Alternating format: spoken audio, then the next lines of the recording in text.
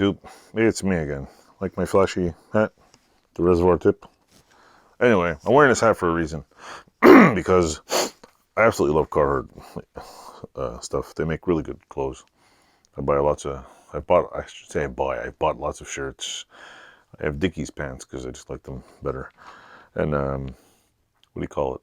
One of the things I have to say about it, even though I like these hats, they're really good, my head's too goddamn fat for them. And if Carhartt's watching this, see this? Why are they always one size shits all? I can't even wear this for like 2 minutes. I gotta find something to stretch it because it gives me a headache. It's just too tight. I can't find a hat on the planet that is just big enough. So,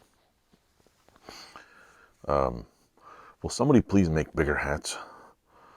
These things are like, they're good hats. They're excellent hats. But I gotta like stretch them, like leave them and stretch them because they're just too damn small. And it's funny, I can tell, the only way I can tell the difference between the kid size and the adult size is when I put the kid's hat, because it stretches too and makes it like, whatever.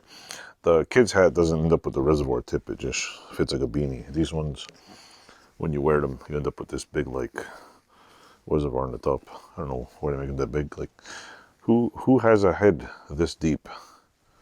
Like, really? Was this designed for Coneheads or Homer Simpson? I'm just wondering.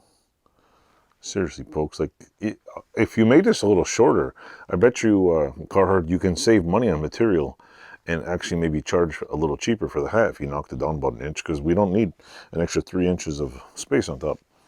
Yeah, I should be an engineer for Carhartt. Anyway, that's enough for this video.